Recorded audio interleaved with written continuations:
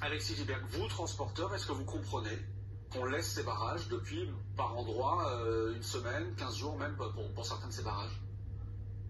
Alors nous sommes évidemment tout à fait en compréhension, parfois même en appui des demandes aujourd'hui de nos agriculteurs, de nos amis paysans, pour une raison très simple, c'est que nous avons beaucoup de demandes en commun.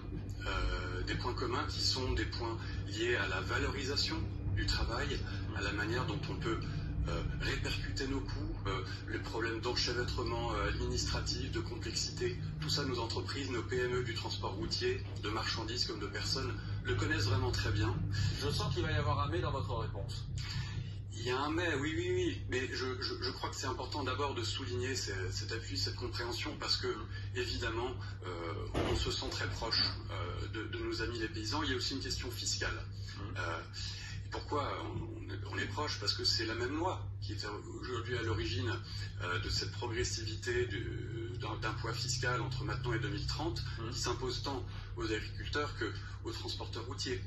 Pour autant, nous, ces combats-là, ces sujets-là, on a trouvé des voies de discussion, de négociation, parfois de négociations difficiles, mais toujours dans le dialogue avec les ministères concernés, les sans bloquer.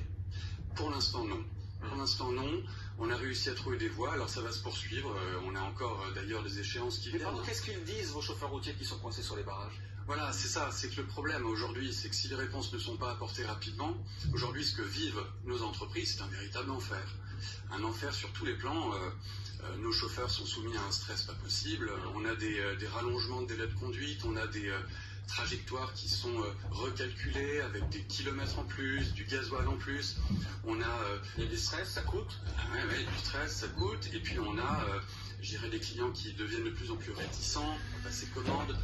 Donc si vous voulez, tout ça a un impact très lourd. Donc vous sentez aussi que la machine est en train de se gripper d'une certaine manière? Ah oui. Il y a une forme, si vous voulez, à la fois d'empathie, de compréhension, de partage de sujets, et en même temps une véritable difficulté qui s'installe et peut-être même une colère qui monte. Christophe de Cuisine, là aussi, il y a une ligne de crête pour le gouvernement. Effectivement, laisser faire, laisser des barrages, etc. Mais si ça commence à poser problème à certaines entreprises de transport, là, ça va être un vrai souci. Effectivement, et en écoutant Gérald Darmanin, on a bien compris qu'il y avait, il le dit d'ailleurs lui-même,